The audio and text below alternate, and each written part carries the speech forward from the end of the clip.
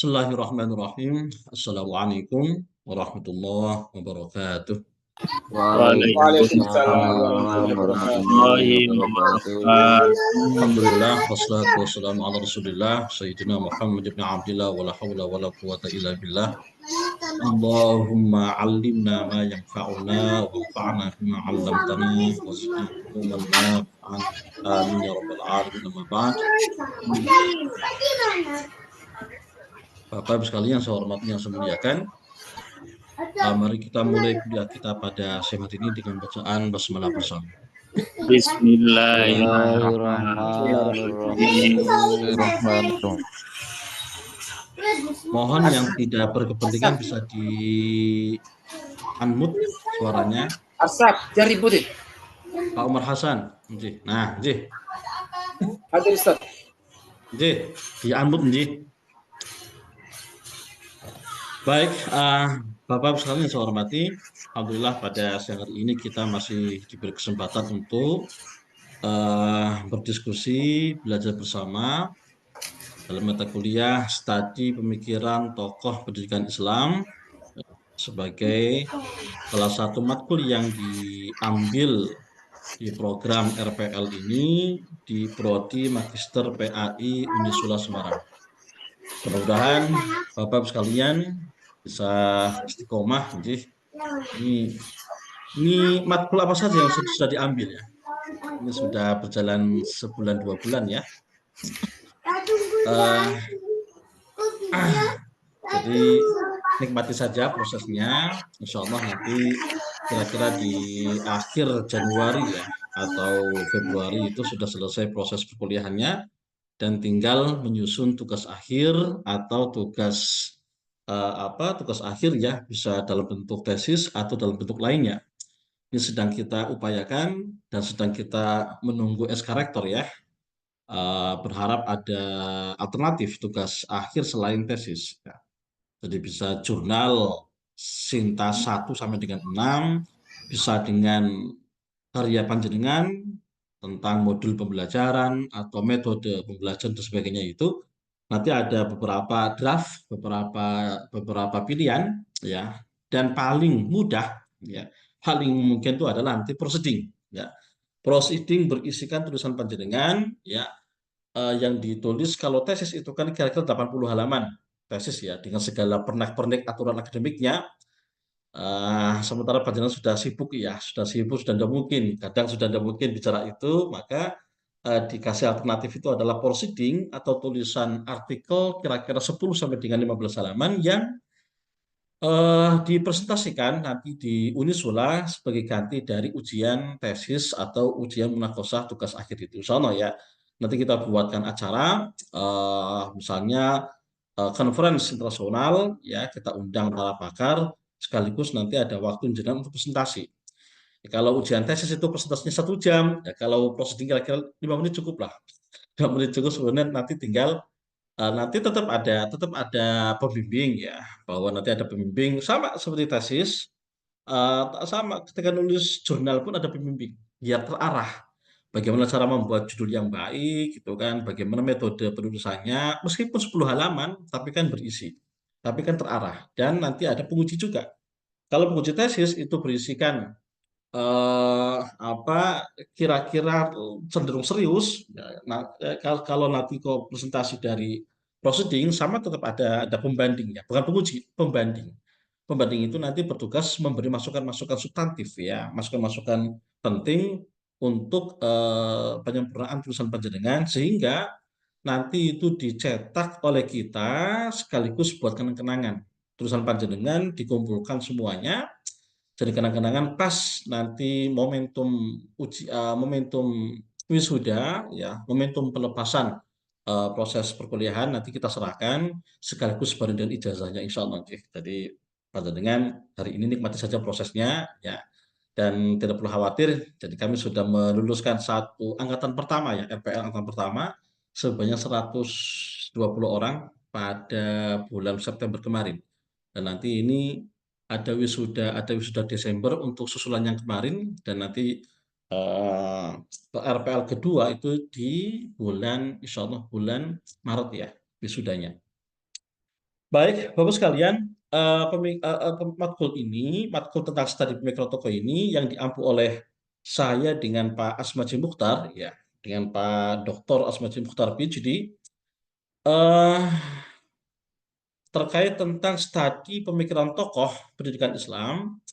Ini ada dua alasan kenapa muncul matkul ini atau kenapa matkul ini kok penting untuk disampaikan. Satu, bahwa matkul ini bisa menjadi alternatif, bisa menjadi pilihan panjenengan semuanya ketika sedang mencari judul, ya. Bahwa kami itu memberi kebebasan ke panjenengan semuanya di dalam menentukan judul. Selama terkait tentang pendidikan Islam, bebas. Mau bicara manajemen pendidikan monggo, mau bicara tentang tafsir pendidikan juga monggo, mau bicara tentang psikologi pendidikan itu monggo, apapun itu silakan, atau bahkan RTK, riset tindakan kelas juga silakan, bebas, atau bahkan mengkaji tentang pemikiran tokoh pendidikan juga monggo. Ya, ini kita bebaskan. Mau tokoh itu tokoh yang klasik, tokoh yang abad pertengahan, tokoh yang modern atau bahkan kontemporer. Silakan kita bebaskan. Jadi selama terkait tentang pendidikan Islam itu tema itu bebas, kita bebaskan. Nah, terus di antara tokoh itu kenapa kemudian saya lebih merekomendasikan tokoh lokal. Misalkan ya dari tokoh-tokoh itu ada tokoh klasik misalnya ada Al-Ghazali, ada Ibnu Sina, Ibnu Rus misalkan, atau ada tokoh modern, banyak itu kan. Tetapi dari sekian tokoh itu, saya pribadi itu lebih menekankan pada tokoh lokal Nusantara maksudnya. Tokoh lokal Nusantara itu kenapa? Karena ada misi bahwa kalau bukan kita yang menyuarakan, yang mengenalkan ke khalayak siapa, ya, maka kemudian matkul ini menjadi wadah buat panjenengan semuanya ketika mencari ide, mencari gagasan tentang judul sebuah karya tugas akhir itu. Silakan. Mau nggak tentang pemikiran tokoh siapa, silakan ya. Saya memang lebih market tokoh lokal. Tetapi jangan lokal betulan ya. Sangat lokal jangan. Lokal yang kira-kira dikenal gitu maksud saya. Ya. Kalau lokal misalnya ke sekelas Mbah Dahlan atau Mbah Hasyim Asy'ari ya banyak. Banyak, artinya tidak usah diangkat. Karena kalau sudah tokohnya tahu sekali berbeliau, pasti sudah dikenal halayak, sehingga karya terkait tentang beliau sangat banyak dan potensi untuk diplagiasi. Jangan kalau saya memang.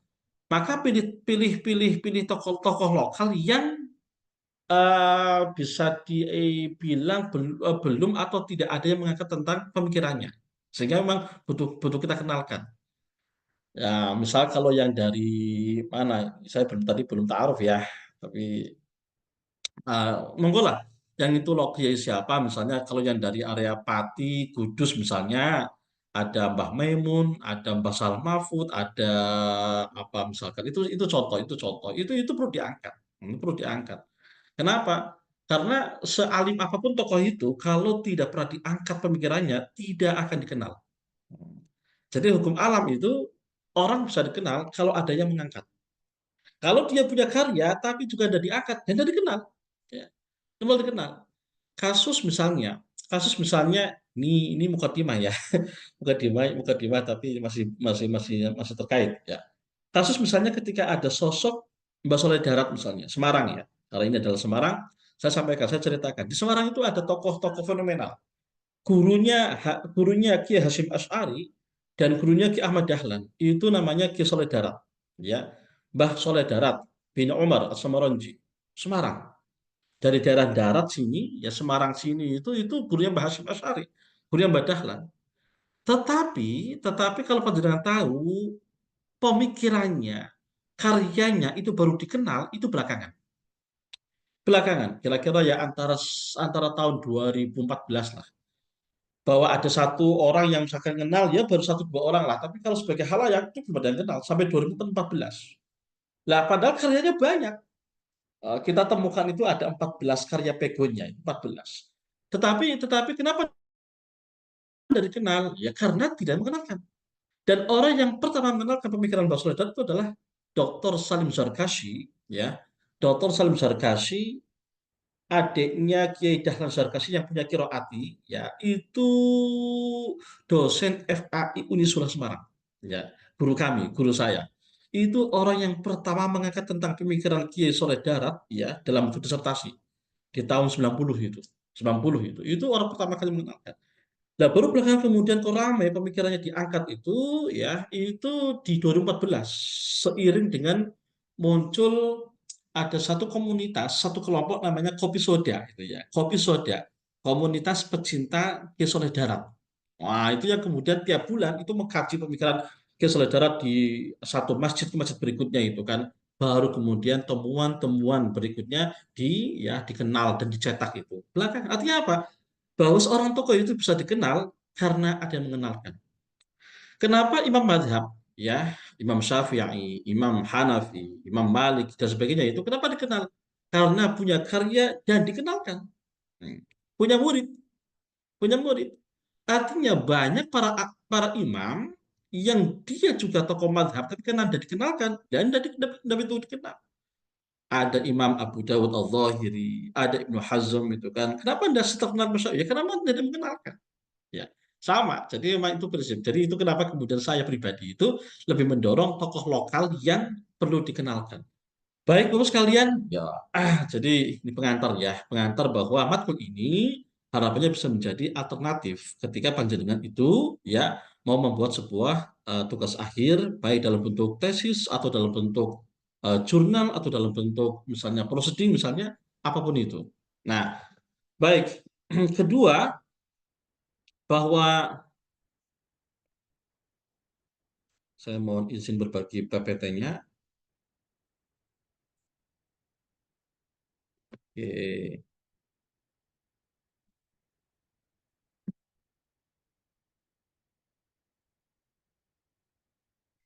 Mudah-mudahan sampai setengah tiga cukup sih perkuliahannya. Karena artinya ini saya jam saat ada rapat ya. Jadi enggak apa-apa meskipun sebentar tapi bisa di nanti PPT-nya bisa di-share atau nanti bisa diminta ya. Ada salah satu atau nanti panjenengan minta ke admin itu ya untuk dimintakan. Siap, Matkul ini Insya Allah Oke. nanti saya Pak Agus yang meminta filenya selaku Oke. ketua kelas. Siap. Tapi mawon bisa japri saya langsung atau bisa lewat Mas admin ya, Mas Ali atau Iya, Mbak Cika. Ya, sama saja. siap Pak Agus. Oke, ya. Matkul ini ya eh secara akademis ini pengejawantahan dari sebuah misi Unisula ya, misi Unisula terkait tentang gerakan rekonstruksi keilmuan ya. Bahwa di Unisula itu Bapak sekalian ada satu misi yang salah satunya adalah merekonstruksi dan mengembangkan ilmu pengetahuan dan teknologi berdasarkan nilai-nilai Islam. Ini satu misi yang sudah digaungkan dan dipraktekkan itu sejak tahun 2005.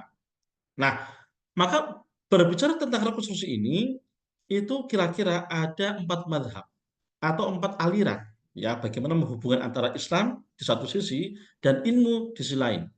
Hubungan antara Islam dengan sains, Islam dengan ilmu pengetahuan. Dan ini kira-kira ada 4 madhab yang familiar di kita itu, yang kira-kira nanti nanti bisa dipilih ya. Ini cerita wacana itu kan. Jadi berbicara tentang rekonstruksi ini, ada mazhab misalnya yang dikenal dengan mazhab Islamisasi ilmu. Ya, Islamisasi ilmu. Bahwa ilmu pengetahuan selama ini yang ada itu perlu diislamkan atau perlu diislamisasikan, terutama ilmu-ilmu yang lahir di barat atau ilmu yang muncul yang diproduksi di dunia barat. Ini butuh diislamkan. Kenapa? Karena ilmu yang lahir itu tidak netral atau tidak bebas nilai dalam bahasa mereka ya. Tidak bebas nilai atau tidak value free ya, tapi value laden. Sehingga syarat dengan worldview, syarat dengan ideologi, syarat dengan kepentingan. Maka ilmu-ilmu yang lahir di barat itu ya cenderung misalnya kapitalistik, cenderung sekuler. Ilmu ekonomi.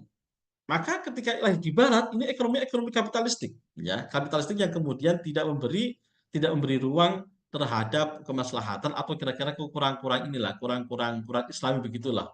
Ya, atau ilmu psikologi yang sekuler. Satu ilmu yang memang tidak mengakui atau menafikan peran Tuhan atau tidak mengakui peran Tuhan. Nah, kemudian entah ilmu ekonomi, entah ilmu itu psikologi yang lahir di rahim barat kemudian dianggap sebagai tidak netral. Sehingga apa? Sehingga butuh diislamkan. Butuh diislamkan. Maka masuk namanya psikologi Islam, kedokteran Islam, ekonomi Islam. Ya, karena memang butuh diislamkan. Ini yang apa namanya dalam mazhab Islamisasi ilmu ini. Ini mazhab yang dicetus oleh siapa? Sayyid Najib Al-Athos, atau dalam dalam di tradisi Melayu itu terkenal dengan Syed Naqib Al-Atas, ya. Syed Naqib Al-Atas ini salah satu penggagas dari mazhab Islamisasi ilmu pengetahuan atau Islamisasi sains. Aslinya Bogor, kelahiran Bogor yang kemudian tetap di Malaysia. Muridnya banyak. Maka muridnya salah satunya adalah yang berkembang di Indonesia itu adalah ada misalkan teman-teman dari Unida, teman-teman yang kemudian membentuk satu organisasi yang disebut dengan INSIS itu ya, INSIS TS. Nah, teman-teman bisa searching ya, INSIS TS. INSIS itu adalah teman-teman yang mencoba mengkampanyekan tentang gerakan Islamisasi ini. Selain Al-Atas, ada juga tokoh yang dikenal dengan Ismail Al-Faruqi atau Ismail Roji Al-Faruqi dari Palestina. Ini juga satu tokoh yang mengkampanyekan gerakan Islamisasi ilmu. Ya, Islamisasi ilmu itu kalau apa namanya, kalau eh, apa Syed Naqib Al-Atas ini punya kader yang bergerak dalam INSIS, kalau yang Al-Faruqi ini punya kader yang kemudian bergerak di Triple IT. Ya, sama-sama mengkampanyekan tentang Islamisasi ini. Oke. Kedua, ada mazhab yang disebut dengan ilmuisasi Islam. Ya. Kalau pertama Islamisasi ilmu, kedua ilmuisasi Islam yang dicetus oleh Prof. Kunto Wijoyo, ya, dari UGM. Ya. Ini tidak begitu familiar, ya, tidak begitu diikuti oleh halayak sehingga memang cenderung tenggelam ide ilmuisasi Islam ini. Ketiga, ada mazhab yang disebut dengan Islamisasi individu atau Islamization of human knowledge, ya, bahwa ini kebalikan dari yang satu ini, bahwa ilmu itu netral, ilmu itu bebas nilai, yang butuh diislamkan bukan ilmunya tapi gurunya, tapi dosennya yang butuh diislamkan. Ilmu yang baik kalau di tangan orang yang jahat jadi jahat, sebaliknya ilmu yang kurang baik di tangan orang baik jadi baik. Maka kunci itu ada pada orangnya, individunya, bukan ilmunya. Maka kemudian muncul gagasan Islamisasi individu atau Islamization of human knowledge. Nah, ini salah satu tokohnya adalah ada namanya Prof. Kamal Hasan, ya. Prof. Kamal Hasan ini dari IUM Malaysia, yang salah satu pendekatannya adalah bentuk Islamisasi individu atau ada gerakan tazkiyatun nufus, ya. Tazkiyatun nufus atau tazkiyatun nafsi, ya, penyucian jiwa itu. Nah, yang terakhir, di samping ada Islamisasi ilmu, ada ilmuisasi Islam, ada Islamisasi individu, ada satu mazhab yang cukup dikenal dan paling ramai itu adalah integrasi keilmuan, ya. Integrasi keilmuan itu apa? Bagaimana antara Islam di satu sisi dengan sains. Islam dengan ilmu itu adalah dua hal yang saling berkaitan, dua hal yang saling berdialog. Kalau dalam bahasanya Prof. Amin Abdul itu adalah takamul al-ulum wasdiwajul ma'arif, ya. Ada interaksi antara Islam dengan sains, Islam dengan pengetahuan, ya, saling melengkapi. Takamul, ya. Takamul al-ulum wasdiwajul ma'arif. Ini salah satu tokohnya adalah ada nama Prof. Amin Abdullah dari UIN Jogja. Ya, teman-teman yang alumni UIN pasti sudah paham tentang pemikiran integrasi keilmuan ini. Nah, Bapak sekalian, di Unisula ini semua itu masuk.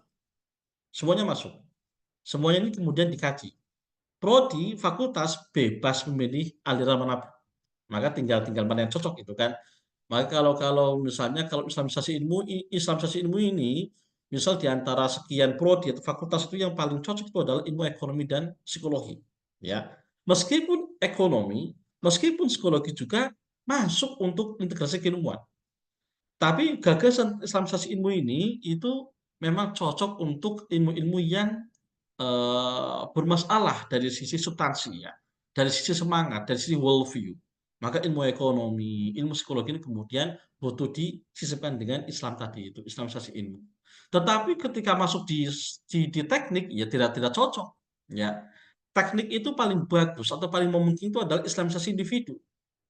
Jadi kalau teman-teman teknik itu teman-teman yang berbicara tentang ini ya, insinyur ya, yang memang mereka output-nya adalah menjadi pemborong, konseptor menjadi konseptor tata kota, menjadi mandor itu, maka lebih cocok itu adalah islamisasi individu. Bagaimana sarjana teknik ini kok ya kebal dari sifat-sifat mafia misalkan ya. Karena proyek. Jadi makanya butuh diselamatkan itu adalah individunya, bukan semennya, bukan pasirnya. Ini misalnya gagasan islamisasi individu. Nah, untuk prodi farmasi misalkan, farmasi atau kedokteran itu lebih lebih cocok itu adalah di integrasi keilmuan, ya. Bagaimana kemudian kau mendialogkan antara tentang dunia obat-obatan dari sisi fikih, ya. Berbicara tentang dunia tindakan dalam kedokteran medis itu perspektif fikih misalnya. Ini adalah dua hal yang berkaitan. Ini dunia medis, ini dunia kedokteran, ini dunia tindakan misalkan itu kemudian dikaji dari perspektif fikih. Kenapa? Misalkan hampir semua obat misalnya ya di beberapa medis ya kedokteran gigi atau bahkan beberapa ini bahannya masih masih masih menggunakan enzim gelatin babi misalnya masih menggunakan itu. Nah, apa hukumnya menggunakan gelatin babi di dalam dunia tindakan dokteran misalnya? Nah, ini kan bisa dikaji di perspektif fikih ya. Maka dalam dalam dalam fikih misalnya muncul gagasan tentang tentang istihlal, tentang istihlak, tentang darurah. Ini kan fikih. Maka menyandingkan antara sains, kedokteran, medis dengan fikih inilah namanya integrasi keilmuan. Nah, Bapak sekalian, maka bentuk rekonstruksi kalau untuk FAI, untuk PAI ini apa? Salah satunya adalah mengkaji pemikiran tokoh itu yang kemudian dihubungkan dengan isu pendidikan kontemporer. Itu salah satu ini ya, salah bentuk bentuk rekonstruksinya itu. Maka maka Bapak sekalian, harapannya panjenengan bisa mendialogkan antara pemikiran klasik, pemikiran para ulama itu dengan isu pendidikan. Harapannya, harapannya minimal itu bisa menyuguhkan, bisa menghidangkan pemikiran pendidikan dari tokoh tertentu. Itu minimal. Ya. Satu itu minimal bisa menghidangkan, bisa mengenalkan pemikiran pendidikan tokoh tertentu itu minimal. Syukur bisa mendialogkan dengan problem pendidikan kontemporer. Ya. Misal saja pendidikan wasatiyahnya Ibnu Tufail ya dengan isu pendidikan moderasi beragama misalkan ya. Ini kan tawasud atau wasatiyah itu isu lama. Wasatiyatul Islam itu isu lama. Ibnu Tufail sudah bicara masalah itu. Misalkan ya, tapi kemudian ketika dihubungkan dengan konteks hari ini itu dengan isu moderasi beragama itu cocok, enak gitu. Itu contoh dialog gitu ya. Mendialogkan. Itu syukur begitu. Atau minimal itu bisa mengenalkan tentang pemikiran tokoh tertentu ya di dalam karya panjenengan itu minimal minimal tujuannya minimal satu itu kena syukur bisa dua mengenalkan pemikiran tokoh kedua bisa mendialogkan dengan problem pendidikan isu pendidikan silakan mau mengangkat tentang isu pendidikan yang moderasi beragama isu pendidikan tentang merdeka belajar tentang pendidikan karakter, tentang pengajaran, tentang kode etik seorang guru, silakan bebas itu kan. Itu kan banyak isunya itu kan. Nah, itu alasan kenapa muncul namanya mata kuliah studi pemikiran tokoh pendidikan Islam. Baik, Bapak sekalian, ada 3 tema yang akan saya sampaikan dalam matkul ini, dalam perkuliahan siang ini. Ada 3 tema yang insya Allah nanti kalau tema ini selesai sudah, saya kira nanti akan dilengkapi oleh Pak Asmaji, sampai Pak Asmaji pesan berikutnya. Nanti Pak Asmaji bisa 2-3 pertemuan ya, saya cukup 1 lah. Nah, pertama tema tentang paradigma pendidikan Islam. Tentang paradigma pendidikan Islam. Yakinlah bahwa setiap tokoh yang memiliki pemikiran itu, setiap tokoh yang memiliki karya pemikiran itu tidak lepas dari 3 paradigma ini. Ya, ada paradigma taksil, ada paradigma taswir, dan ada paradigma tatwir. Ini kunci. Ya, jadi setiap tokoh yang punya pemikiran itu pasti tidak lepas dari 3 paradigma ini. Entah itu tokoh yang punya karya dalam bentuk kitab, entah dalam bentuk fisik, misalnya kalau dia punya pendidikan pendidikan tinggi, punya ma'had, punya pesantren misalkan, itu kan juga karya, ya, karya fisik, ya. Di mana itu kan bisa dikaji juga. Seorang ulama yang punya pondok pesantren itu bisa dikaji itu. Kenapa? Karena ketika dia buat pesantren itu saya yakin bukan asal-asalan. Enggak Pak, saya buat pesantren asal iseng, enggak mungkin itu. Pasti ada alasan. Kenapa muncul pesantren Gontor, pesantren Lirboyo, pesantren Peloso, Tebuirep, ada alasan itu. Ada alasan, enggak mungkin asal iseng ya. Lah alasannya itu monggo itu dikuak itu kan. Nah, itu namanya ya itu karena juga karya. Ya. Oke, pertama tentang paradigma taksil. Apa itu taksil? Taksil dari kata as-shola yu'asilu taksilan. Ya, asal muasal, latar belakang, akar ya. Akar as-shola, asal muasal, asli. Ya. Tapi dalam konteks ini kemudian taksil itu berarti apa? Mengembalikan atau mendasarkan pokok masalah kepada sumber utama di dalam Islam. Yaitu apa? Al-Quran dan hadis, tetapi saya cetak border, saya cetak tebal, tetapi dengan pemahaman yang benar. Ya. Jadi tidak sekedar kau kembali pada Al-Quran tapi dari pemahaman yang salah. Oh, bukan, tapi kembali kepada Al-Quran dan As-Sunnah dengan pemahaman yang benar. Kapan kita bisa dapat pemahaman benar? Ya kalau sesuai dengan kaidahnya. Orang kalau belajar Quran, kalau mau belajar paham tentang isi Al-Quran, ya dia tahu tentang kaidahnya. Kaidah bahasanya, nahwu, shorof, balaghah, mantiqnya. Tahu tentang ulumul Qur'annya, tentang ulumul tafsirnya, kan begitu. Tahu asbabun nuzul. Ini orang kalau serius mau berbicara tentang ya Al-Qur'an begitu. Jadi tidak cukup terjemah. Terjemah itu kan barang mateng itu loh, barang mateng yang tidak bisa dijadikan sebagai orang kemudian merasa baca terjemah merasa paling pinter. Nah, ini repot gitu ya. Ya kenapa? Kalau dia cuma membaca terjemah, maka potensialnya besar. Orang hanya bisa terjemah tanpa dia memahami komponen atau beberapa alat Al-Quran, yo berpotensi salah kaprah. Misal ketika ada ayat kau mengatakan terjemahan, bunuhlah orang-orang musyrik dimanapun berada. Wah ini kan repot. Ya, faqtulul musyrikin haitsu wajadtumuhum. Dan diartikan sebagai bunuhlah orang-orang kafir dimanapun berada. Ini kan repot. Orang kemudian menghukumi bahwa poligami itu sunnah karena langsung merujuk kepada fankihu ma taba lakum minan nisa masna wa thulatha wa ruba' misalkan ya maka nikahilah perempuan dua tiga atau empat gitu kan. Lah tanpa kemudian misalnya memahami secara utuh itu kan. Ya boleh hukumnya boleh tetapi kemudian tidak menghakimi langsung sunnah tanpa memahami latar belakangnya. Ini repot juga itu kan. Kenapa? Ya karena tadi itu memahami Quran itu harus dengan seperangkatnya, perangkat ulumul Qurannya, ulumul hadisnya, ya nahwu sorofnya, balaghahnya, bahasa Arabnya harus matang gitu kan. Nah kalau orang kalau tidak belajar ini langsung terjemah, ya maka dia berpotensi mendapatkan pemahaman yang salah itu. Nah, oke, itu taksil. Lah, terus apa sumber utama kita? Ya jelas, kalau sumber utamanya Quran dan Sunnah. Tapi sumber secara umum itu adalah ada Al-Quran, ada As-Sunnah, dan ada ijtihad. Sama dengan fikih begitu ya. Ada ijtihad. Kalau sumber utamanya tetap Al-Quran dan As-Sunnah. Kalau sumber Islam secara umum itu adalah Al-Quran, hadis, dan ijtihad. Kenapa penting ijtihad ini? Ya, kenapa muncul gagasan ijtihad ini? Karena sekalian, betapapun Al-Quran dan Sunnah itu adalah sumber utama dalam Islam, tetapi kedua ini memiliki keterbatasan. Memiliki keterbatasan. Bukan terbatas dalam arti kemudian kelemahan, bukan. Terbatas teksnya, terbatas jumlah ayatnya dan hadisnya. Jadi kalau dalam bahasa Ibnu Rushd itu ada ungkapan. Jadi kalau kita baca di karya beliau itu ada ungkapan anil waqa'i' bain ashkhasil unasi ghairu mutanahiyah.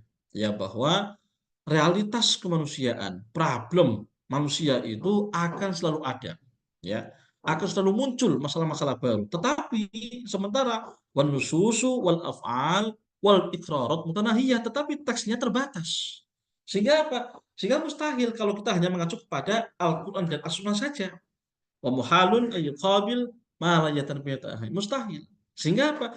Sehingga butuh terobosan baru, butuh gagasan baru yang tetap merujuk kepada sumber utama ini, itu apa? Ijtihad ini. Ya. Nah, Bapak sekalian, para ulama kita, para tokoh kita tadi itu ketika dia berpikir tentang pendidikan, ketika dia memiliki konsep pendidikan, pasti itu merujuk kepada Al-Quran dan As-Sunnah. Ada rujukannya, ada taksimnya. Baik, uh, dari sini, Bapak sekalian, saya akan sampaikan, ini taksil ini sekaligus menjadi pembeda, menjadi identitas, letak perbedaan antara peradaban Islam dan peradaban Barat. Perbandingan antara pendidikan Islam dan pendidikan Barat. Ya. Kalau Barat mengakui kebenaran itu hanya mengacu kepada dua sumber. Asasnya, dua asas atau dua sumber pokoknya yaitu apa? Yaitu rasio dan indera, akal dan indera, ya. Yang kemudian dari akal ini, dari rasio ini kemudian muncul mazhab namanya rasionalisme. Satu mazhab yang meyakini bahwa akal sebagai satu-satunya ukuran kebenaran. Akal sebagai satu-satunya standar kebenaran.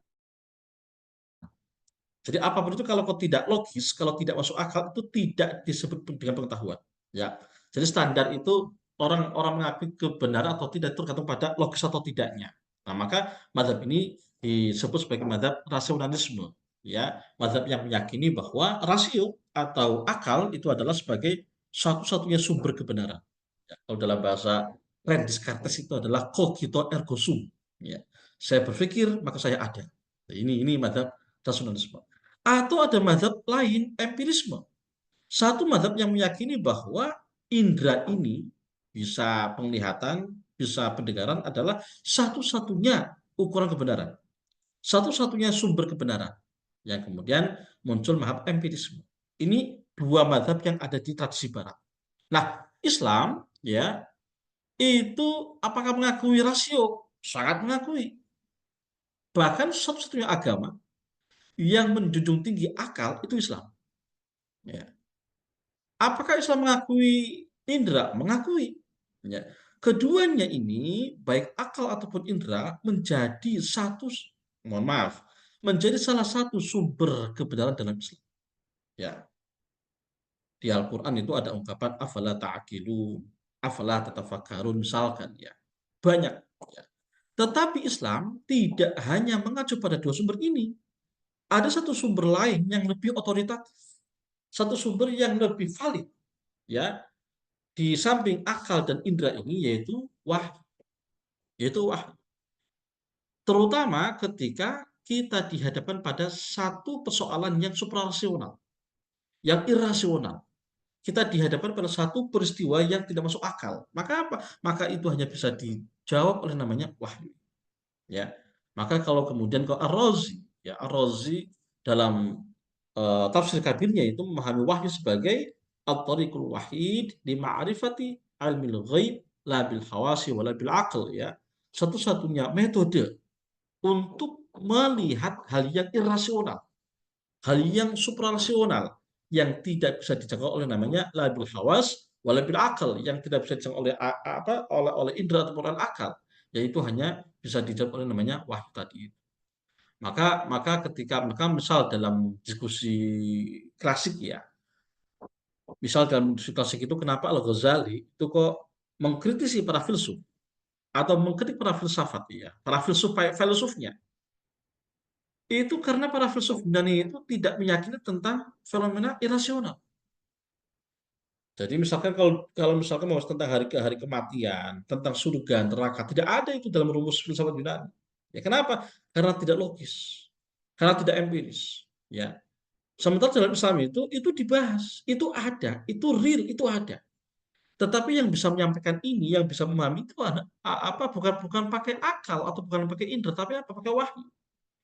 Maka di Quran ada ungkapan al-qari'ah, mal qari'ah, wa ma adraka mal qari'ah, misalkan itu. Ya, kenapa di Al-Quran ada kata-kata ma dan wa ma adraka itu dipakai ketika objeknya sesuatu yang bersifat irasional. Ya. Jadi itu jadi pembeda antara asas pendidikan Islam dan Barat tadi. Oke, Bapak sekalian, kedua ya, Setelah taksil ini, kedua ada namanya taswir.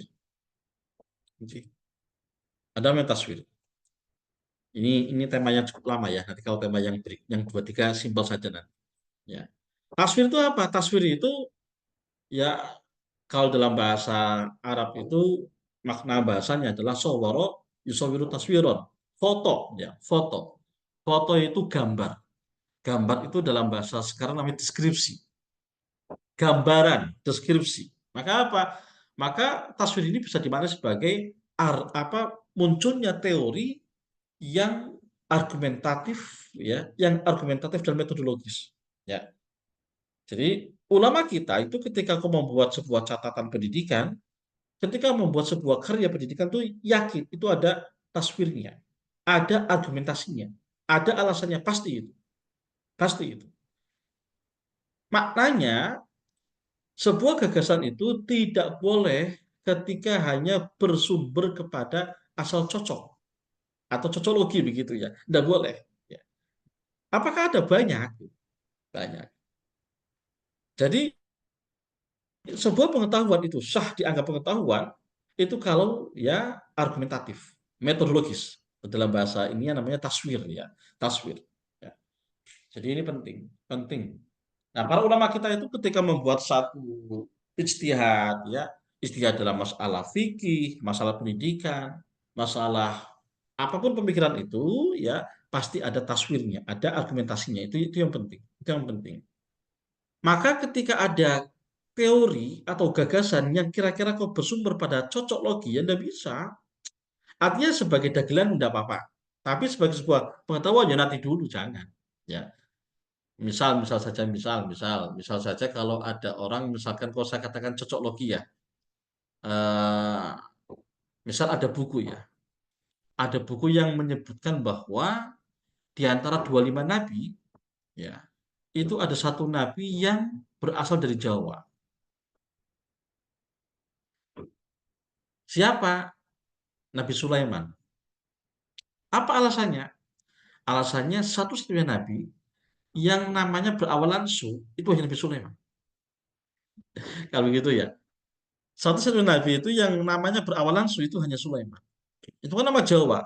Sudarto, Suharto, Sukarno, Sujewo, Sudirman, ya, Sulaiman. Itu nama Jawa itu. Maka apa? Maka jelas dari nama ini jelas bahwa Sulaiman itu adalah nabi dari Jawa. Lah kalau dia dari Jawa kira-kira dari kota mana? Ya dari kota yang namanya Sulaiman. Apa? Sleman, Yogyakarta. Begitu ya. Yogyakarta. Lah terus kalau kok Nabi Sulaiman dari Sleman, terus Ratu Balkisnya itu dari mana? Dari Jawa. Itu kan dari negeri Sabah. Ya betul Sabah. Bukit Sabah. Bukit itu kan Wana. Jawanya ya Wana. Sabah. Wana Sabah. Wonosobo. Gitu ya. Maka kemudian muncul temuan bahwa Nabi Sulaiman itu adalah satu-satunya nabi dari Jawa. Nah, ini kan argumentasi saya katakan cocok logi gitu loh. Asal cocok itu kan sebagai sebuah wacana monggo-monggo mawon. Itu sah-sah saja, tapi sebagai sebuah pengetahuan ya nanti dulu. Belum tidak semudah itu. Kenapa? Kita juga punya sumber yang lebih otoritatif, sumber wahyu itu ya, sumber wahyu. Di mana kemudian kan bicara bersama kan bicara wahyu ya itu di mana ada jelas semuanya itu kan. Jadi kalau kalau hanya asal cocok itu ya tidak bisa. Oke. Kemudian saya contohkan yang dalam arti yang lebih kalau ini tadi contoh buku ya. Kemudian contoh dalam bentuk ungkapan misalkan ya. Ada satu ustadz yang ceramah. Yang dalam ceramah itu kemudian dia menggunakan ini yang saya katakan ini hati-hati ya. Harus hati-hati. Kalau jamaahnya Anda tahu agama ya asal ikut ini kan. Ya, saya tidak bicara siapa orangnya enggak lah, tapi ini kan. Nah, suatu hari kemudian Ustadz ini bicara, eh karena Ustadz ini kok anggaplah anti dengan Pak Jokowi begitu ya, anti dengan Pak Jokowi, kemudian dia punya teori untuk menjatuhkan nama Pak Jokowi itu. Ya saya ini jangan bicara politiknya, tapi ketika bicara agamanya ini yang semeraut, ini yang repot itu kan. Kemudian dia punya teori begini, Jokowi itu coba dihitung huruf A dihitung dari alfabetnya itu. Jokowi C A, B, C, D, E, F, G, H, I, J. 10 misalnya. 10. Terus O. Itu lagi. K, O, W, I. Di total. Di total kemudian 100. Ya, misal saja. Itu 100. Coba cek di Al-Quran. Cek di Al-Quran itu lihat Quran surah yang ke-100. Ya, ke-100. Ketemu kemudian surat Al-Mutaffifin yang berarti penipu. Oh, berarti Jokowi itu adalah penipu. Wah, ini kemudian aku pada tahu Allah Akbar. Ini apa-apa ini kan? Ini itu ngawur itu. Itu ngawur. Bukan masalah politik ya, tapi itu menghakimi orang dengan begitu itu ngawur. Itu yang kemudian dalam bahasa hadis itu ada ungkapan man kadzdzaba alayya muta'ammidan, siapa yang berbohong atas namaku, neraka ancamannya itu ngarang. Itu ya ini tadi repotnya orang model terjemah udah belajar perangkat Quran ini repotnya begini. Itu nanti kan repot kalau misalkan kalau saya Agus Irfan. Coba cek Agus Irfan A1G di total misalnya. Di angka 110. Cek coba dia Quran. Berapa itu? Surah ke 110. Muncul Abu Lahab. Tabat yada. Oh berarti Agus Irfan itu zuriatnya Abu Lahab. Ini kan ya itu yang begini-begini yang itu namanya itu cocok logi namanya. Ya, cocok logi atau keliru logi itu udah boleh. Artinya sebagai dagelan monggo mawon, tapi sebagai sebuah pengetahuan tidak sah dikatakan sebagai pengetahuan. Oke. Nah, Bapak sekalian, saya ingin menanyakan begini. Apakah setiap pengetahuan yang melewati fase taswir itu sah dianggap pengetahuan? Ya, sah. Apapun teori, ya. Kalau sudah taswir, sudah pengetahuan. Misal begini. Misal saja itu uh, Syed Al-Atas, Syed Naqib Al-Atas punya gagasan punya pilihan istilah tentang ta'dib ya, untuk menyebut pendidikan Islam. Kata beliau, bahasa yang paling pas, istilah yang paling cocok untuk menyebut pendidikan Islam itu adalah bukan tarbiyah atau bukan ta'lim, tapi ta'dib. Ya, tapi ta'dib, bukan tarbiyah atau ta'lim. Ini kan ijtihad. Apa dasarnya? Beliau mengatakan bahwa kalau tarbiyah itu satu proses pendidikan yang bersifat universal. Jadi kalau manusia ngajari manusia, tarbiyah namanya. Manusia ngajari anjing, tarbiyah. Umum, ya, universal. Atau bukan taklim, allama yu'allimu takliman. Satu proses pendidikan yang menitik beratkan kepada aspek kognitif. Ya. Jadi kalau orang mendidik hanya pada akal saja, itu lebih cocok disebut sebagai taklim ya. Allama yu'allimu takliman. Tetapi pendidikan Islam itu adalah pendidikan yang komprehensif, yang integral, yang tidak hanya menekankan pada aspek kognitif saja, tapi pada aspek juga afektif dan psikomotorik, sehingga kata yang paling cocok untuk menyebut kata pendidikan Islam itu adalah takdib ya. Kata al-atas ini. Takdib. Apa dasarnya?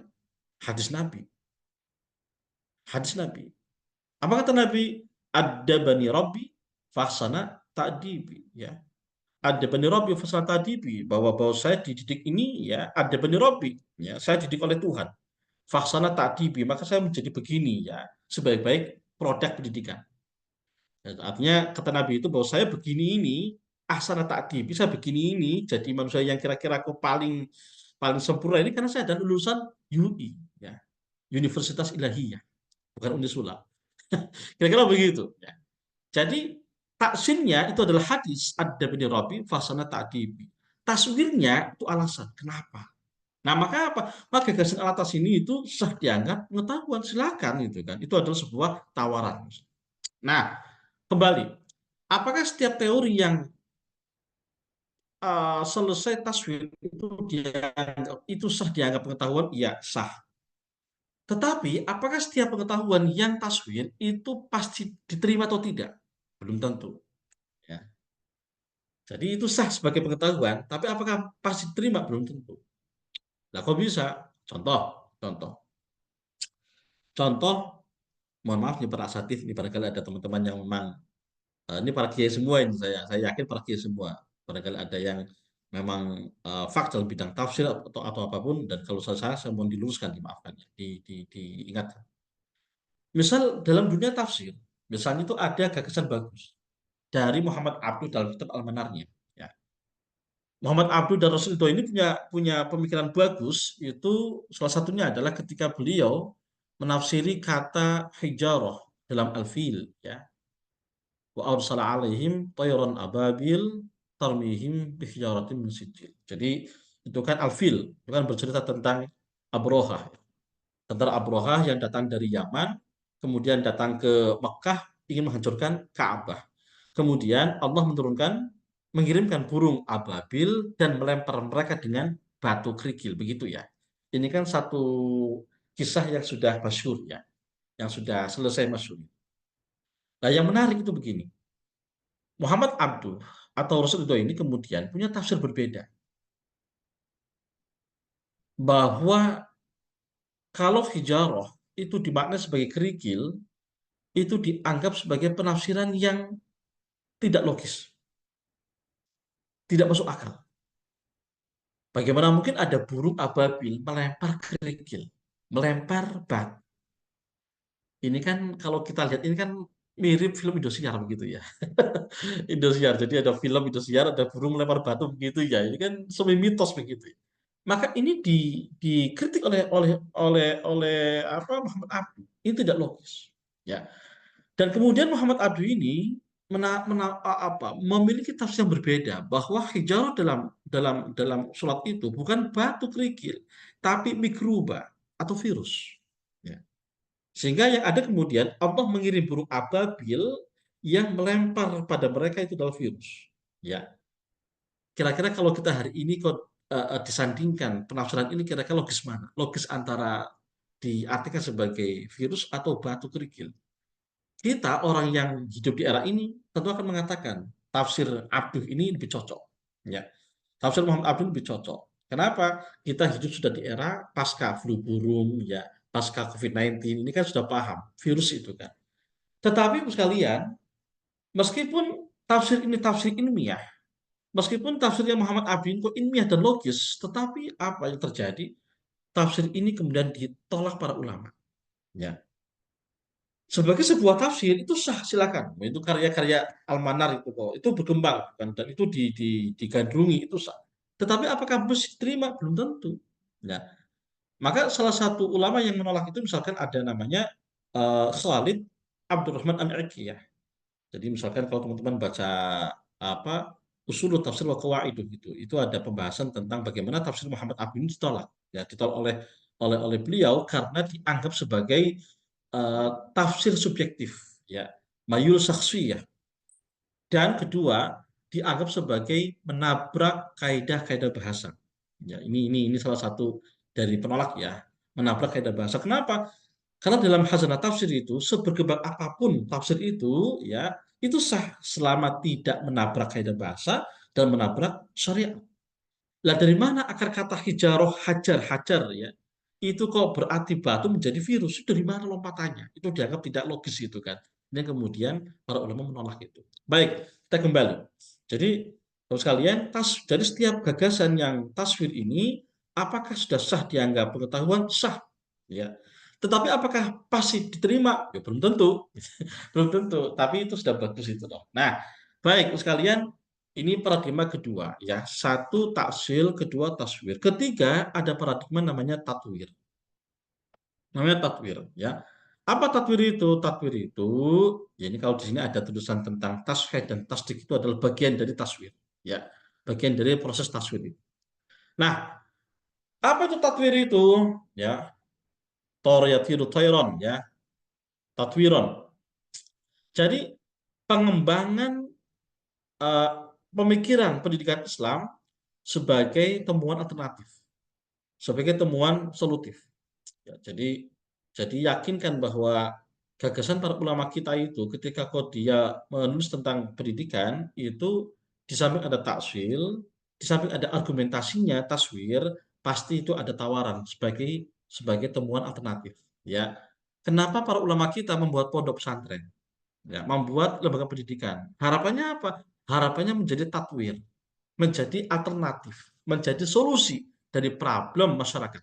Ya, misal kalau masyarakatnya bercorak abangan, misal saja, atau bercorak komunisme, misal, maka apa? Harapannya ketika ada pesantren ini bisa mengislamkan, bisa menghijaukan tradisi masyarakatnya. Nah, ini namanya tatwir, harapannya begitu. Nah, terus kalian ini tema pertama sih yang saya sampaikan. Kedua, saya ingin menyampaikan tentang ya kalau tadi paradigmanya, kedua ini tentang nalarnya. Nalar pemikiran pokok pendidikan Islam. Bapak sekalian, ada 3 nalar ya di dalam setiap pemikiran pendidikan Islam. Bukan semuanya, tapi kecenderungannya itu salah satu dari 3 ini. Ya, ada nalar yang disebut nalar bayani. Ya. Ini kalau tadi saya ambilkan istilah taksil, ya taswir, tashed, itu ini ya istilah ilmu mantek ya, yang kemudian kita adopsi untuk istilah rekonstruksi ini.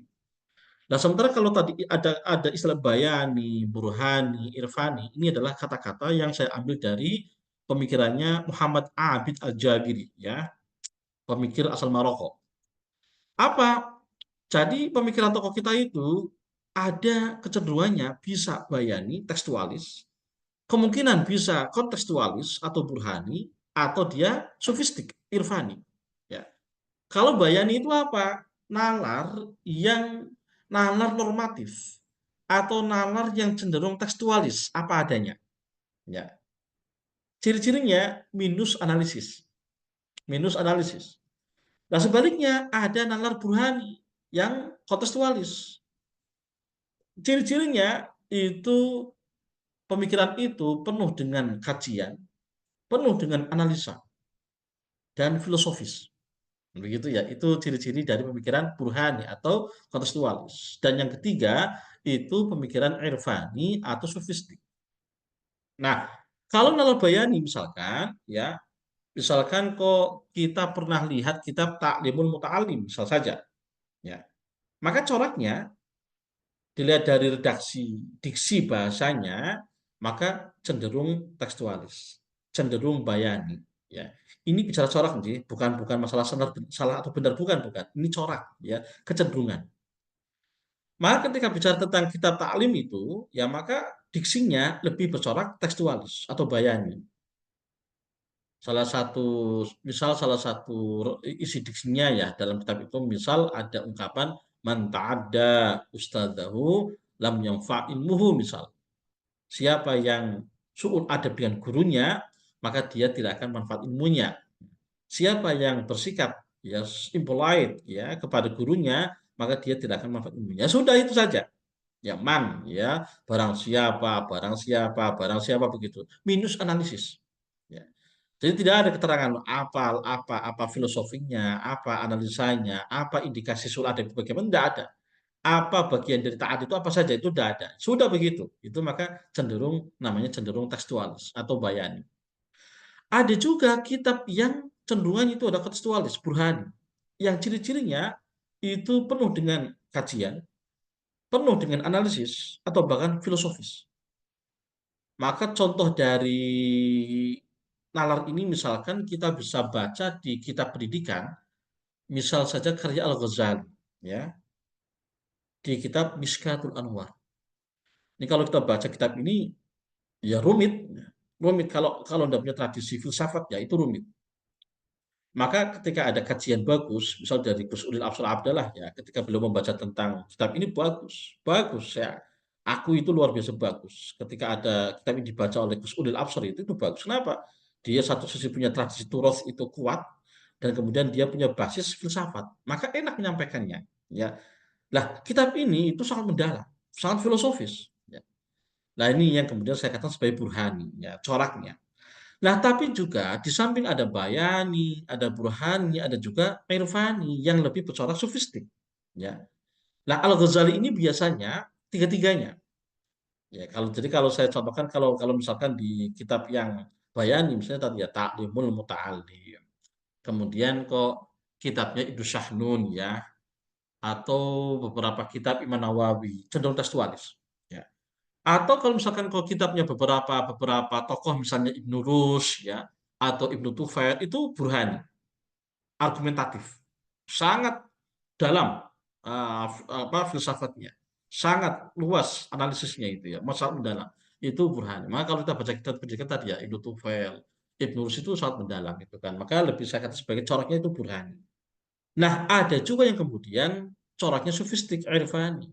Nah, ada satu tokoh yang itu kadang tiga-tiganya. Al-Ghazali itu tiga-tiganya. Kadang Al-Ghazali itu kok satu karya cenderung tekstualis. Misalnya apa? Misalnya kok kalau beliau di apa Al-Ghazali punya kitab Ayyuhal Walad, cenderung tekstualis. Tapi dia juga punya kitab yang burhani. Tadi Mishkatul Anwar. Atau bahkan kemudian dia juga punya kitab yang cenderung sufistik. Misalnya Ar-Risalah ala Duniyah, ya sufistik ya. Wa Minhajul Abidin misalnya ya, itu cenderung sufistik. Ini nalarnya. Nah, maka ini saya katakan hanya nalar saja. Ya, maka kalau kalau misalnya kalau Anda kok ketemu dengan tokoh-tokoh ini, ya yakinkan. Kalau ketemunya dengan kitab yang tokoh yang memang cenderung tekstualis, ya maka harus disiapkan perangkat kajian argumentasinya. Ya, kalau kemudian kok panjenengan kok menemukan tokoh yang cenderung irfani atau sufistik, ya maka juga bagaimana bisa membahasakan tentang tazkiyatun nufus, membahasakan tentang proses tadi itu ya, disesuaikan. Nah, tokoh-tokoh ini, oh ya sekalian, ini entah itu tokoh klasik, entah itu tokoh kontemporer ya, sama saja. Ada penyebutan yang perlu saya sampaikan ketika ada istilah klasik, ada istilah kontemporer, ada istilah modern. Ini satu istilah untuk menyebut fase. Ya. Kapan tokoh disebut klasik, atau pertengahan, atau modern, atau bahkan kontemporer? Itu fase.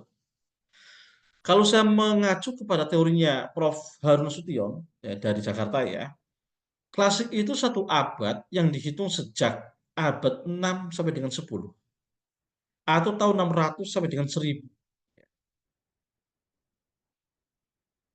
Ada juga yang mengatakan abad 6 sampai dengan abad 13 ya. Dengan satu apa namanya satu perbedaan bahwa kalau disebut sebagai abad klasik kok di era abad 6 sampai dengan abad 10 itu adalah masa masa kejayaan atau masa keemasan yang dalam bahasa fikih yang disebut sebagai al-asrul zahabi ya, al-usur al-zahabi, era keemasan. Muncul para imam mujtahid, muncul tentang ya penulisan tafsir yang awal itu kan, ini muncul semua di abad klasik ya, era keemasan, al-asrul zahabi. Sementara abad klasik sejak tahun 1000 ya sampai dengan tahun 1250 atau abad 10 sampai dengan abad 13 itu dianggap sebagai abad klasik fase disintegrasi ya, atau fase kemunduran. Fase kemunduran. Jadi abad 10 dengan sampai dengan abad 13 atau tepatnya tahun 1000 sampai dengan 1250. Kalau penyebutan abad itu dihitung belakang sih, itu penyebutan abad. Misal kalau saya begini, Rasulullah itu lahir pada tahun 571 Masehi. Ya, 571 itu artinya apa? Abad ke-6. Ya. Cara-cara bukan abad ke-5, abad ke-6. Karena beliau lahir pada 571 Masehi. Al-Ghazali itu wafat pada tahun 1111. Berarti abad keberapa itu? Abad Ya, ke-12. abad ke-12. Jadi, cara penyebutannya di belakang. Bukan abad 11, abad ke-12. Ya. Kalau kita hari ini, kita ini ada di tahun 2024. Itu adalah abad Abad 21. Jadi leres. Nah, itu cara penyebutan, cara penyebutan. Ya, kalau kuliah ini ciri-cirinya orang kuliah dan tidak nih. jadi jadi apa? Kalau orang sudah benar pengucapan penyebutannya berarti ini pembaca ini ya. Nah, oke. Kembali. Jadi ini nalar nih, nalar. Jadi lah abad klasik itu abad yang dimulai pada abad 6 sampai dengan abad 13 itu. Nah, sementara tahun 1250 ya atau abad 13 itu sampai dengan 1800 itu beberapa tokoh menyebutnya sebagai abad pertengahan. Ya, abad pertengahan. tahun 1800 sampai dengan 1900 menyebutnya sebagai abad modern. Abad modern. Jadi kalau misalkan kok ada tokoh modern, itu bertokoh itu lahir atau wafat pada di tahun seputar itu. Jadi kalau Muhammad Abduh itu adalah tokoh abad modern, ya karena Muhammad Abduh itu adalah lahir di era-era itu. Maka tokohnya juga disebut sebagai tokoh modern. Sementara kalau kemudian kok di tahun 1960 sampai dengan sekarang itu disebut sebagai abad kontemporer atau era kontemporer, ya. Ini satu pendapat ya. Maka kalau kemudian muncul, pilihlah tokoh kontemporer, artinya apa? Tokoh yang hidup sejak tahun 1960 sampai dengan sekarang. Ya. Maka kalau misalkan kok muncul istilah Gus Dur, ya, tokoh kontemporer, ya, karena Gus Dur itu wafat di tahun setelah tahun 60-an, ya. Habibie itu dianggap sebagai pemikir kontemporer karena memang Habibie itu adalah wafat kemarin, ya, di era di atas 1960-an. Oke, baik, begitu ya. Bisa dipahami mudah-mudahan. Baik, terakhir ya. Jadi setelah nalar pemikiran tokoh, terakhir tentu saya ingin menyampaikan tentang pendekatannya. Nah, pendekatannya. Jadi kalau panjenengan misalnya nanti kalau mengangkat tokoh itu pastikan kalau dalam istilah sosiologinya itu ada namanya istilah sosiologi pengetahuan. Ya, sosiologi pengetahuan. Dalam istilah sosiologi. Intinya apa? Intinya begini Bapak sekalian. Pemikiran tokoh itu pastikan tidak lepas dari teks dan konteks yang mengitari. Itu rumus. Pemikiran tokoh itu tidak lepas dari teks dan konteks yang mengitari. Itu pasti. Teks itu bisa berupa pemahamannya terhadap Al-Quran dan As-Sunnah. Ya. Bisa berupa gurunya, bisa berupa latar belakang pendidikannya. Itu teks. Itu teks. Jadi kenapa kok pemahaman, contoh saja, kenapa kok Gus Dur atau Gus Mus itu kok NU, misalnya begitu ya. Ya karena dia lahir di keluarga NU, ya, belajar ke pesantren yang notabene NU, ya, sehingga berpikiran ala NU. Itu artinya apa? Pemikirannya itu tidak lepas dari teksnya. Ya teks kan bisa orang tuanya, bisa guru-gurunya, bisa pesantrennya, itu teks. Nah, teks ini dalam bahasa tulisan itu nanti muncul dalam bentuk kurikulum vitae atau biografi. Ngerti sih? Jadi teks itu nanti muncul di tulisan panjenengan dalam bentuk biografi. Maka ketika panjenengan itu nulis tentang seorang tokoh, pasti kan ada biografinya, ya. Pasti kan ada biografinya, ya. Meskipun itu tokoh terkenal, harus ada biografinya. Dia lahir kapan, tahun berapa, di mana, orang tuanya siapa, berguru kepada siapa, ya, siapa saja guru-gurunya, di mana dia belajar, harus ada itu. Enggak apa, meskipun dia ditulis dalam bentuk 2-3 baris, itu harus ada. Namanya teks yang mengitari. Ya, maka teks yang mengitari itu dalam bahasa sederhana namanya biografi gitu. Ya. Tapi ditulis dalam bentuk narasi. Ya, jangan ala KTP, nama, ya, nama tanggal lahir, bukan begitu, tapi ditulis dalam bentuk narasi. Narasi dalam bentuk kemudian ya tulisan itu loh. Itu namanya teks yang mengitari. Kedua, bahwa pemikiran tokoh itu di samping teks yang mengitari juga tidak lepas dari konteks yang mengitari. Ya. Kalau awal tadi teks, kedua konteks. Lah, apa itu konteks? Konteks itu ya kondisi sosiokultural yang mempengaruhi pemikiran itu. Jadi kondisi sosiokultural yang mempengaruhi lahirnya pemikiran itu. Artinya apa? Bahwa pemikiran tokoh itu ya tidak pasti tidak lahir dari ruang hampa. Ya. Bukan muncul tanpa alasan. Sebaliknya, pemikiran itu pasti muncul ya karena ada teks dan konteks yang mengitari, bukan di ruang hampa atau di ruang kosong, tidak mungkin. Ya. Jadi misalkan kok gagasan seorang tokoh itu kok misal tentang pendidikan pesantren misalnya, atau pentingnya pendidikan dunia formal misalkan, pentingnya pendidikan madin, misalkan, pasti ada alasan. Ada alasan pasti. Nggak mungkin asal-asal iseng. Oh, nggak mungkin. Ya, nggak mungkin. Kenapa muncul pesantren? Oh, karena memang dalam rangka untuk menetralisir ya, untuk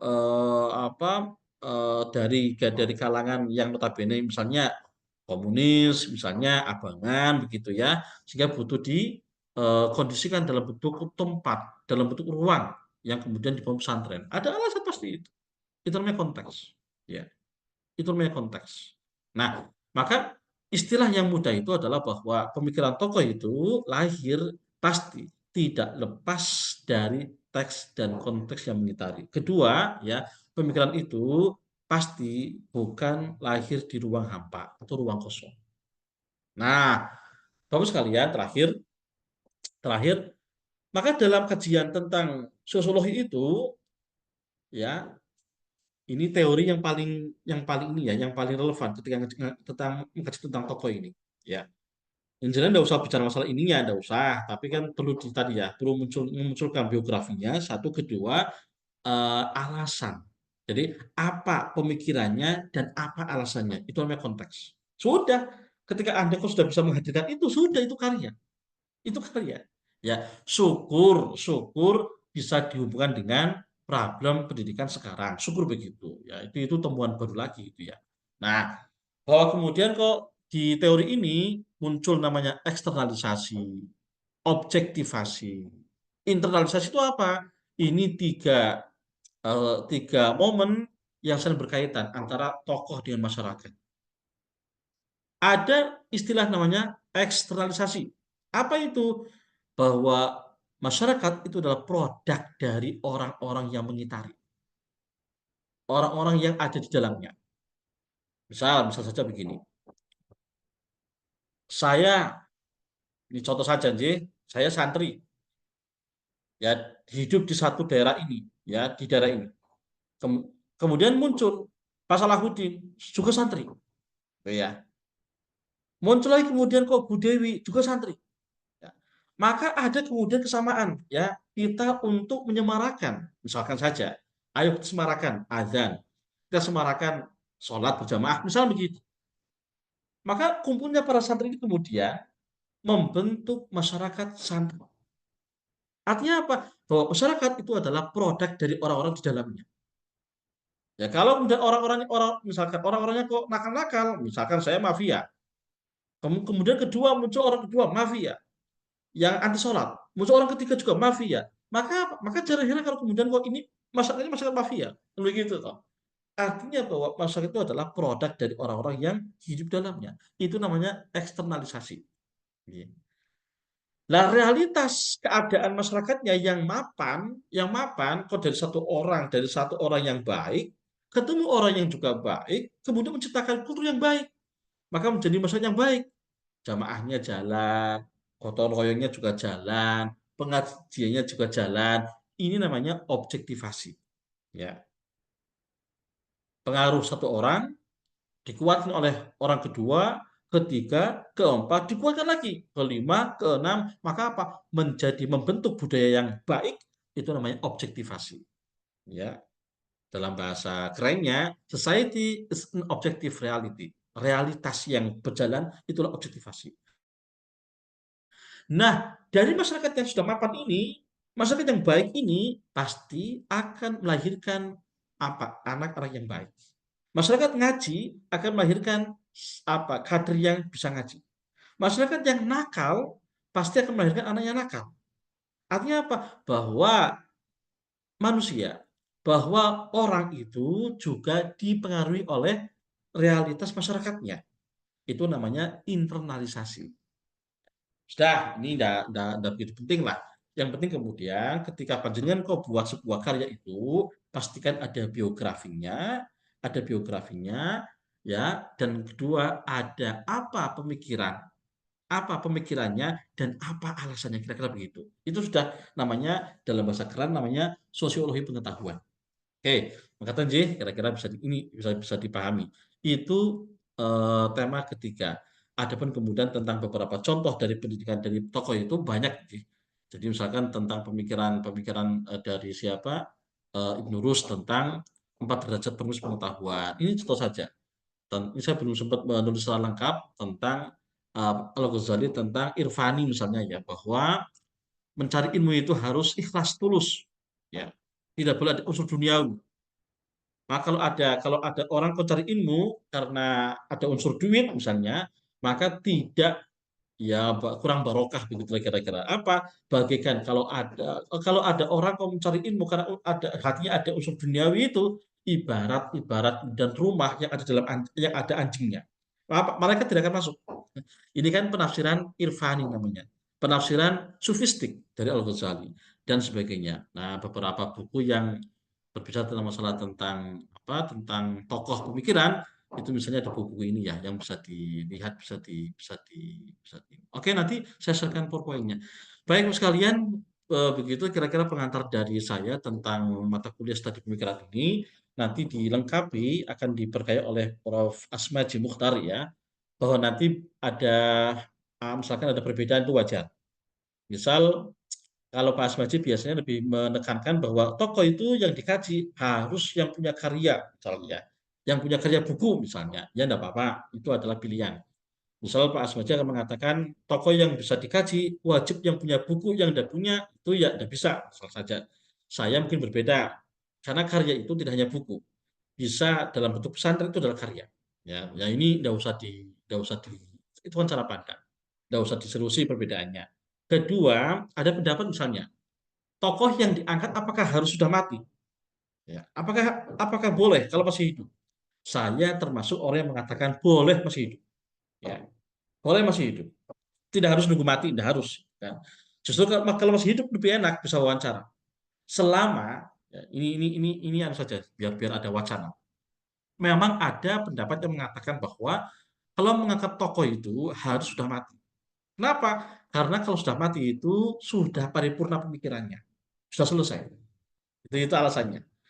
Nah, saya termasuk orang yang menyatakan bahwa tidak harus mati. Orang hidup pun bisa diangkat pemikirannya selama, nah ini catatannya nih, selama diyakini tidak akan ada perubahan pemikiran. Itu sudah. Selama diyakini tidak akan ada perubahan pemikiran. Bagi saya, yang berubah pemikirannya itu politik. Politik itu berubah pemikiran. Tapi kalau pendidikan enggak. Saya yakin itu. Orang itu bisa berubah pemikirannya kalau bicara politik, ya. Tapi kalau bicara pendidikan, insya Allah enggak. Misal begini. Misal saja kita melihat, kita melihat seorang wapres kita misalnya, ya Ma'ruf Amin, ya, mantan wapres ya. Kira-kira ya Ma'ruf ini kan orang ulama, kiai, NU misalnya. Apakah mungkin tidak nanti di akhir hayatnya itu ya Ma'ruf itu adalah pindah agama, misal begitu ya. Itu tidak mungkin. Tidak mungkin terjadi. Jadi kalau sudah pada tahap itu ya sudah angkat. Itu contoh. Jadi jadi kalau selama itu diyakini tidak akan ada perubahan pemikiran, angkat tokoh yang masih hidup boleh. Ya, tapi kalau ada perubahan itu dan Anda khawatir, ya jangan gitu ya. Bagi saya itu biasanya kalau ada perubahan itu ketika konteksnya dan politik. Kalau di luar itu insya Allah tidak akan berubah. Itu perbedaannya tidak perlu diseriusi itu kan. Jadi boleh-boleh saja. Baik, demikian pengantar kuliah dari saya. Ada waktu kira-kira 15 menit. Silakan. Ada yang mau bertanya? Saya persilakan. Oh, cukup sih. Kalau tidak ada, saya kira, oh ada, Bu Nur Farida. Oke, silakan Bu Nur. Assalamualaikum warahmatullahi wabarakatuh. Terima kasih Bapak dosen. Suaranya Bu, bisa suaranya, silakan. Saya didengar Pak. Kurang keras. Assalamualaikum warahmatullahi wabarakatuh. Waalaikumsalam. Terima kasih Bapak.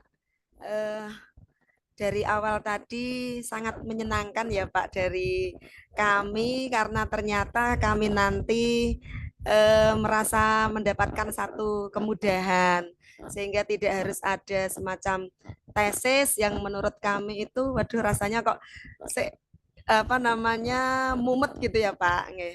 Dan terima kasih sekali lagi pencerahannya. Nah, kemudian yang saya tanyakan yang terakhir tadi terkait dengan apa yang bisa kita angkat itu kan kalau misal itu tentang sosiologi pengetahuan itu harus ada paling tidak biografi, kemudian pemikirannya, kemudian alasannya. Berarti itu sudah eh, maksudnya sudah sesuai dan sudah bisa sebagai semacam apa namanya tugas akhir kita. Begitu nggih Pak berarti. Terima Oke, kasih. oke, oke, Oke. betul. Oke, Suwun, Pak. ada yang lain? Oke, baik. Jadi output dari sebuah karya uh, itu harus ada novelty. Ya, novelty itu kebaruan. Kenapa? Jadi karya itu harus ada yang baru. Apa yang ditemukan? Apa yang Anda inginkan? Apa temuan Anda? Itu namanya novelty. Sesuatu yang baru dalam karya itu namanya novelty. Novelty itu semakin banyak semakin bagus, semakin baik. Ya, lah ketika panjenengan itu mengangkat tentang sebuah pemikiran tokoh, nah, pemikiran tokoh itu, maka dilihat tokohnya siapa dulu. Kalau tokohnya kok Al-Ghazali, saya tidak yakin akan ada novelty. Tidak akan ada novelty. Kenapa? Sudah amat sangat terlalu banyak orang yang mengangkat tentang Al-Ghazali. Ya. Itu saya katakan, semakin semakin klasik tokoh itu atau bahkan terkenal, maka potensi plagiasi tinggi. Itu kenapa kemudian saya mengarahkan itu tokoh lokal, ya. Karena satu yang mengangkat belum banyak, gitu, atau bahkan belum ada. Maka kalau tadi Bu Nur Fadil dari Kudus, dari Kudus itu kan banyak tokoh, misalnya banyak tokoh pendidikan, gitu kan. Banyak sekali tokoh pendidikan yang masih sedikit yang mengangkat. Maka karena masih sedikit, maka potensi plagiasinya tipis. Sehingga untuk memunculkan novel itu enak, ya. Untuk memunculkan novel itu enak itu loh. Novel itu kebaruannya itu apa sih? Itu satu. Nah, bahwa ketika panjenengan itu mengangkat tentang mengangkat tentang tokoh tertentu, tokoh baru misalnya ya, pastikan itu satu novelty. Ya, satu novelty. Karena baru. Lah gimana Pak Agus kalau sudah ada yang mengangkat? Kalau sudah ada yang mengangkat, cari yang berbeda pemikirannya. Kalau misalkan kok di orang lain ya sama-sama mengangkat tentang misal saja misalnya dari Kudus ya Barwani itu kan masih banyak itu masih banyak. Nah, kalau yang putranya kan masih sedikit gitu loh, putranya masih ada misal Gus Bab ya Gus Ulin, yakin akan berubah pasti itu. Apakah tiba-tiba apakah Gus Ulin bisa dianggap pemikirannya? Bisa, selama yakin tidak berubah. Apakah mungkin di akhir hayatnya Gus Bab misalnya anti dengan Quran? Ya tidak mungkin, misalnya tidak mungkin. Nah, makanya kalau tidak mungkin ya sudah angkat saja. Sama-sama mengangkat tentang Mbak Arwani sudah banyak, angkat putranya. Nah, kalau yang putranya sudah ada yang mengangkat, ya maka apa? Disitulah pentingnya literatur review namanya, atau studi pustaka. Studi pustaka itu berbicara tentang karya apa yang sudah muncul tentang dia, ya, dan apa perbedaannya dengan karya panjenengan itu namanya studi pustaka. Ya. Jadi misalnya ketika angkat tentang Barwani itu sudah ada mengangkat tentang si A, si B, si C dengan judul bla bla bla. Maka Anda muncul, Anda tampil apa sih yang membedakan dari karya Anda dengan karya sebelumnya dimunculkan. Ya. Ketika Anda munculkan itu namanya novelty. Ya kalau sama saja ya misalkan yang sudah ada itu metode menghafal Quran misalnya di Yambu'am. Lah kok ada sama-sama metode menghafal Quran di Yambu'am? Ya apa bedanya? Itu bukan novelty namanya plagiasi. Ya, jiplak dalam bahasa Jerman namanya jiplaknya itu loh. Nah, maka Anda yakinkan bahwa apa letak perbedaan itulah. Nah, itu yang dimunculkan. Nah, ketika Anda sudah menyampaikan temuan beda itu namanya novelty. Satu novelty. Nah, novelty satu ini minimal. Itu minimal. Lah, ketika Anda itu ngangkat tentang tokoh pendidikan tertentu, ya, itu misalkan kok sudah ada yang mengangkat, tetapi belum ada yang mengangkat tentang relevansinya dalam dunia pendidikan yang sekarang ini, ya maka Anda ketika Anda bisa mengungkap itu sudah satu lagi. Lah kok Anda ngangkat tentang tokoh yang belum diangkat oleh orang, itu satu. Kok kemudian Anda bicara lagi relevansinya dengan dunia kontemporer, dengan pendidikan era digital, dengan pendidikan kontemporer, itu sudah 2. Nah, maka semakin banyak novelty-nya, semakin bagus. Semakin bagus. Minimal itu 1.